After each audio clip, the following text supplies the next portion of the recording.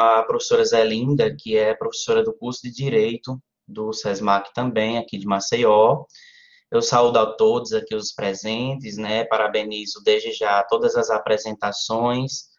Preciso assumir que, assim, fui pego um pouquinho de surpresa em relação à data e horário, porque eu venho com os sintomas gripais há 3 dias e estou bem malzinho. Ontem mesmo estava no hospital. E aí, devido a essa febre muito alta, acabei esquecendo do horário exato, por isso que não tive a oportunidade de contemplar as outras apresentações, né?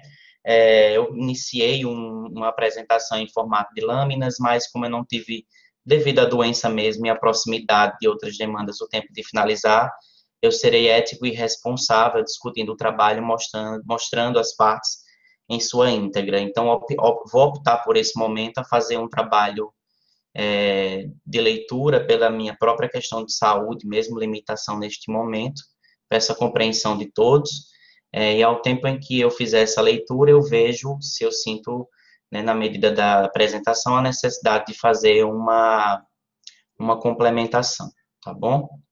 Sobre algumas das partes. Eu vou compartilhar a minha tela.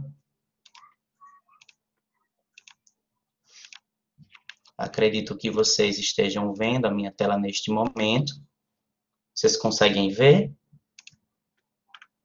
Sim. Pronto, né? Então, essa pesquisa, né, ela nasce de uma proposta. Eu sou doutorando junto com a professora Zelinda, sou doutorando pela PUC Minas, né, na área de Linguística e Língua Portuguesa, e juntos nós desenvolvemos esse trabalho na área de formação de professores, de educação e pesquisa, né, se enquadra muito bem aqui nesse eixo, mas com destaque para a análise do discurso, porque é a nossa área de concentração. Então, nesse trabalho nós discutimos, né, como o professor, né, nós professores, a figura professor, o profissional professor, e suas identidades construídas, né, de uma forma geral, são percebidos, né, percebidos e percebidas na análise do discurso que a gente fez em dois gêneros, o gênero charge e o gênero anúncio publicitário. E para isso a gente parte de uma concepção de linguagem, né, de caráter qualitativa, que apoia, assim, Mikhail Bakhtin, né, por trazer a discussão sobre gêneros do discurso, um filósofo muito importante para essa discussão, uma vez que ele concebia o gênero do discurso como uma atividade humana, uma atividade que é intrínseca, partícipe das nossas ações sociais, dos nossos comportamentos, e uma atividade totalmente qualitativa, né? De uma forma geral, nós vivemos rodeados por gêneros, sejam gêneros orais, né, gêneros escritos, gêneros mistos, e a gente encontra esses gêneros discursivos em todo o nosso ambiente, né, no qual estamos inseridos, desde o circuito de sairmos da nossa casa para irmos ao trabalho, da nossa casa, né, para irmos à instituição estudar, como é o caso dos nossos alunos, nós passamos e nos deparamos com diversos gêneros. E aí, gêneros escolares, não escolares, acadêmicos, não acadêmicos, eu não vou entrar nessa discussão, porque seria uma discussão muito, muito mais ampla, mas a gente convive com gêneros que, na educação hoje, são vistos como os propulsores para o ensino-aprendizagem, né? Então, na linguística, no ensino de língua portuguesa, por exemplo, como é o meu caso, como professor de português que sou, né? Nós trabalhamos desde as orientações dos parâmetros curriculares nacionais para o ensino de língua portuguesa, com o trabalho integrado de todo e qualquer, né, conteúdo associado a gêneros textuais, né, sejam discursivos ou não discursivos, né. Nesse momento, vamos pensar os gêneros discursivos mais associados àqueles ligados, né, à prática da oralidade, ok? Para esse recorte que eu estou trazendo aqui. Mas esses gêneros mesmo ligados à prática da oralidade, eles trazem imersões da escrita. Então, a partir de Bakhtin, nós dialogamos aqui com Orlandi, a Annie Orlandi, né, que traz muitas contribuições de análise de discurso, o Charrodot e a Grigoletto, porque são teóricos muito fortes para se pensar o discurso em análise do professor, tá bom? E aí nós fazemos nesse trabalho uma discussão, que é essa discussão preliminar, sobre como os gêneros, né, discursivos e os textos se organizam atualmente, desde os parâmetros curriculares, mas também atualmente reforçados pela nova Base Nacional Comum Curricular, né, o documento mais atual para a organização e que serve de maior diretriz para o trabalho na educação básica brasileira atual. Então, nós trabalhamos lá a BNCC, tanto com as crianças pequenas, bebês e crianças bem pequenas na educação infantil, o Fundamental 1 com todas as séries, o Fundamental 2 e o ensino médio, todas essas etapas e níveis amparados com reflexões que estão agora em diálogo mais do que nunca, né, permeado por essas diretrizes da Base Nacional Comum Curricular. Então, o que significa ser professor diante desses dois gêneros? Então, o Charrodot, ele vai dizer que o fenômeno humano e social de que depreende intrinsecamente a linguagem é a informação, né, que de maneira bastante simplória pode ser entendida enquanto transmissão de um saber. Então, é claro que eu faço um adendo aqui, eu não gosto de trazer a problemática da transmissão, porque ensinar é mais do que transmitir, né? Eu tenho uma visão muito anticartesiana sobre o que seria ensino. Mas o fato de eu não concordar de que ensinar é transmitir não significa dizer que eu não vou usar o Charrodot porque ele traz transmissão. Eu trabalho esse termo ressignificado dentro da análise, tá bom? Então, de uma forma bem geral, o que seriam discursos, né? Para situar todos os ouvintes aqui nesse momento. Seriam justamente essas maneiras particulares de a gente apresentar, representar, especificar aquilo que faz parte do nosso mundo, né? Aquilo que também vem de diferentes discursos. Por exemplo, quando a gente fala do professor, a gente já tem discursos que já conhecemos na nossa sociedade. O discurso, por exemplo, de que o professor é mal remunerado, de que o professor é maltratado, de que o professor ele vive em condições insalubres, né? De que o professor deve ser é visto como o salvador da pátria. Então, esses discursos, né, são de que o professor não se arruma, não penteia o cabelo, né, que não tem um carro. São discursos muito repetidos e que a gente sabe que não podem ser generalizados, porque há muitos fatores que interferem dentro dessas visões.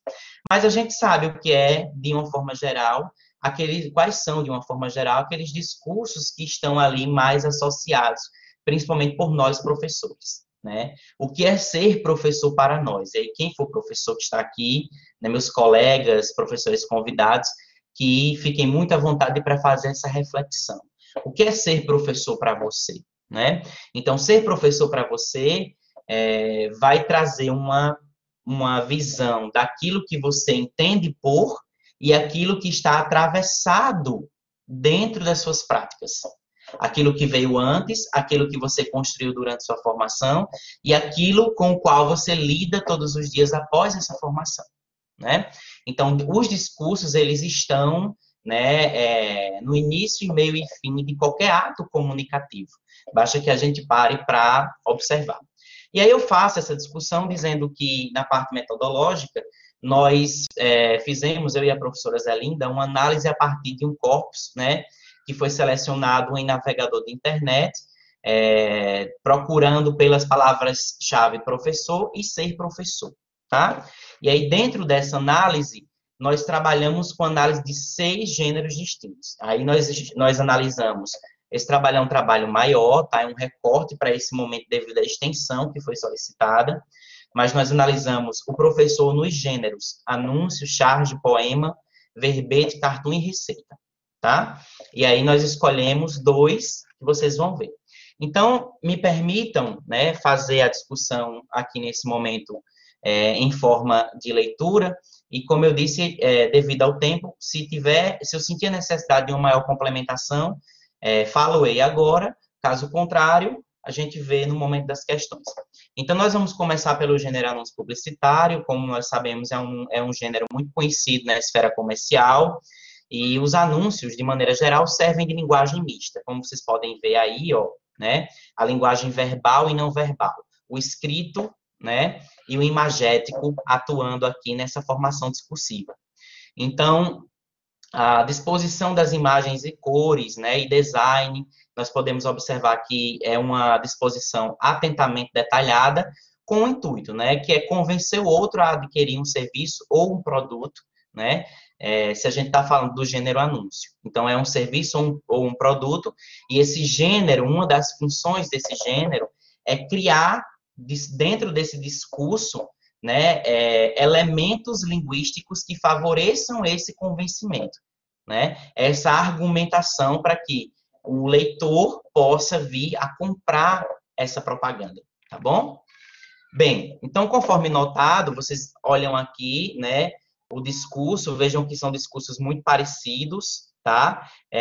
Inclusive, deixa eu ver se eu consigo aumentar um pouquinho aqui para vocês. Inclusive, é porque aumentando vai ficar um pouco distorcido. Mas nas diferenciações, o que tem em cada curso desse é algo muito parecido. O que a gente vê aqui, né?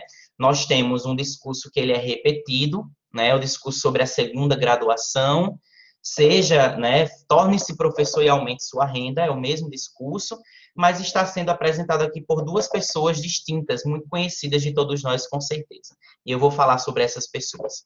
Bom, então, conforme notado, os anúncios foram inseridos dentro de outro gênero. O anúncio publicitário está dentro, cada anúncio desse está dentro de um gênero, outro gênero, um gênero panfleto, né? Que nós conhecemos também, muito conhecido por pessoas que frequentam diferentes lugares onde o fluxo é bastante intenso, como regiões centrais das cidades, pontos de ônibus, shoppings, etc. Constatamos, a priori, uma interdependência de gêneros, como já foi dito, com um único objetivo, né? Cumprir a mesma função. A função da persuasão, não é? Não é? Então, a publicidade ela foi realizada em 2017, feita a favor da modalidade de educação à distância, e eu trago alguns discursos aqui nesse momento, prestem atenção. Nós trazemos, né, que eu não criei esse trabalho sozinho, foi um trabalho a quatro mãos. Então, concebida por alguns educadores enquanto processo evolutivo necessário para o ensino-aprendizagem, e por outros como a decadência do ensino do professor. Então, trago um discurso dicotômico aqui para a gente analisar sobre a modalidade. Então, é possível extrair, né, que estratégias discursivas foram identicamente copiadas por uma das faculdades como as seguintes exposições.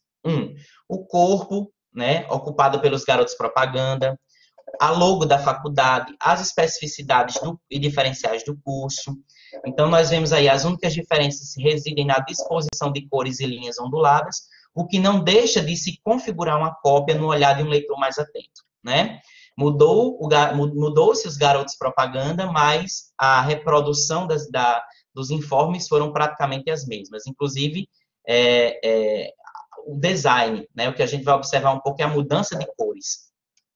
Então, fica notório aos profissionais de educação, mais precisamente aqueles inseridos na modalidade presencial, a ausência de preocupação com a qualidade educacional, causando a sensação, após a leitura realizada do panfleto, de desprestígio profissional, já que seria tão fácil tornar-se professor.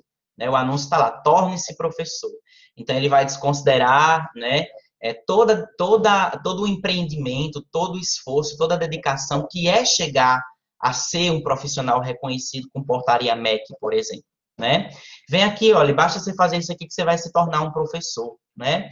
E o que é que esse discurso também vai para a gente, né? O discurso de que ser professor pode ser um bico, não necessariamente uma profissão, né? Tornar-se professor não é ser professor, tá, gente? E aí é muito importante a gente parar para observar isso. Já no gênero seguinte, a charge, né, do francês charger, é um tipo de ilustração muito presente na esfera jornalística, cuja crítica ironiza e reflete situações cotidianas, tá? E aí a gente pode observar aqui, professor. Olha só a imagem. E aí, Juninho, resolveu a pendenga com os professores? Sim, disse que estamos em crise, afinal, esse ano de reajuste, esse não é ano de reajuste. Já estou reeleito mesmo, né? Rapaz, esse ano é eleitoral para o Estado. Tive que dar reajuste, preciso me reeleger. Então, quem precisa se reeleger vai apresentar o discurso que vai mostrar para o professor a preocupação para que ele consiga se reeleger. Já quem já foi reeleito não vai ter essa preocupação de aumentar o piso salarial dos professores, de ofertar maiores condições de trabalho, porque ele já está reeleito, né? Então, qualquer associação que a gente possa fazer com o atual contexto, ou outros contextos já passados, né, em outras gestões presidenciais, por exemplo, governamentais, né, municipais, não é mera coincidência, né? São discursos que eles não se repetem por acaso. Então, na decodificação das palavras do diálogo acima, nós podemos extrair que a pendenga com os professores foram resolvidas de duas formas diferentes. Vamos lá. Primeiramente, foi deliberado, né, porque o candidato precisava se reeleger, então foi decidido o reajuste. No segundo, foi resolvido sem o reajuste, haja vista que o candidato já estava reeleito. Eu peço à moderadora, por favor, que me lembre, que fale no áudio quantos minutos eu tenho, porque eu não estou conseguindo ver vocês, tá? Então, no diálogo, em ambos os casos, a gente pode perceber a inversão semântica, né? Os contrastes entre as duas falas em relação às situações vivenciadas. Primeiro, né, vamos lembrar que lugar ocupa essa pessoa do discurso. Essa pessoa não é um professor, essa pessoa não é um aluno, essas pessoas, né? Essas pessoas, olha na linguagem não verbal. Uma está fazendo o símbolo do dinheiro, quando a gente pensa, né, no dinheiro, no din-din, no money, né? O outro está assim, tô tranquilo, né? Não preciso me preocupar com isso. As mãos, tudo isso, gente, né? Todas esses comportamentos, eles retratam imagens, né? Não apenas comportamentais, mas imagens de descaso, de discurso que não foi em muitos momentos não dito de forma verbal, proferido de forma verbal, mas está no não dito, né, por trás do comportamento, nas ações, tá? Bem, e aí teríamos muito a falar sobre isso, né? E aí eu trago, né, faço uma análise maior sobre isso aqui, né? Trazendo a importância do recurso de linguagem, a figura de linguagem, a ironia, que foi empregada lá no comportamento dos políticos, né? Que são submetidos a um preconceito, né? O de que não se importam com o professor, concomitantemente com a educação de seus eleitores, pois apenas pensam, né, na sua reeleição. Então, essa memória das situações de comunicação, né, ela vem de uma perspectiva que o Charrodot já trazia lá na análise do discurso, em um texto de 2004, né, que ele vai chamar de comunidades comunicacionais. Nós temos diversos meios de comunicação, esses diversos meios de comunicação são formados por diversas posições sujeito, que são esses sujeitos ocupando diversas posições em diversos contextos, que criam diversas comunidades, né? Então, na análise do discurso, né, nós buscamos compreender a língua formando sentido enquanto um trabalho simbólico, né, parte do social geral, característico do homem, da sua história. Então, para a autora, essas condições de produção de um discurso abarcam os sujeitos. O discurso, ele não está separado do sujeito, jamais, né? Nós, às vezes, podemos não ter tanta consciência sobre o que nós proferimos, né, dentro da situação que proferimos determinados discursos, mas aqueles discursos, de alguma forma, nos constituem. E é por isso que a gente tem que ter muito cuidado com certos tipos de discursos que a gente vem reproduzindo socialmente, seja sobre professor, seja qualquer outra temática, né? E a análise do discurso, ela vai ajudar a gente a ter essa visão. Então, nós vimos lá no primeiro gênero analisado, né, visualizamos que, apesar da publicidade ter sido produzida por diferentes faculdades, uma lá foi da Anhanguera e outra da Unopar, o texto em destaque é o mesmo: torne-se professor e aumente sua renda, é o bico, né?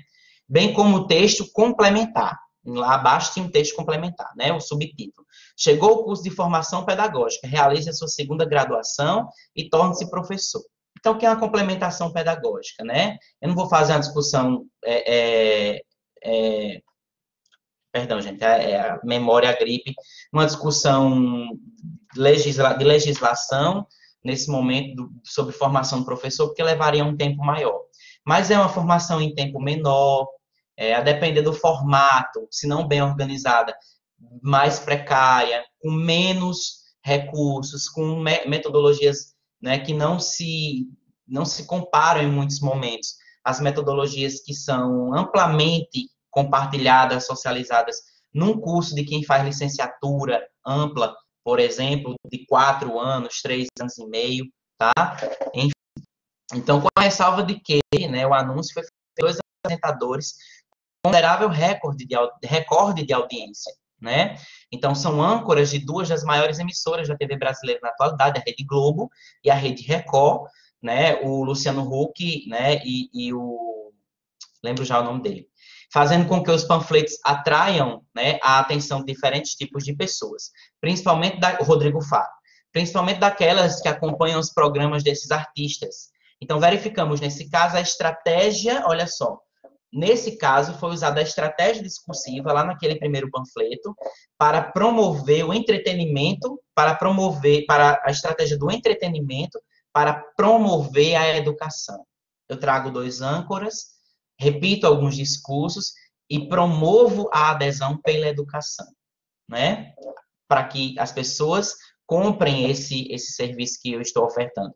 Eu lá, dono, representante lá daquelas faculdades. Então, como constatamos, o segundo gênero analisado, lá aquele outro, sugeriu em sua organização discursiva a defesa dos valores da ideologia, né, que se manifesta implicitamente em todas as instâncias e contextos sociais, e no caso da linguagem do texto lá em epígrafe, na realidade educacional e de seus principais protagonistas, os professores, que é, com certeza, influenciada pela realidade política e econômica. Então, finalizamos dizendo que o sujeito do discurso defende um determinado valor, que é compartilhado também, né, e compartilha também uma determinada ideologia que, segundo a Grigoletto, o Michel Pechet, né, é afetado, esse sujeito é afetado, é atravessado pelo inconsciente, interpelado pela ideologia ao dialogar com a estrutura social.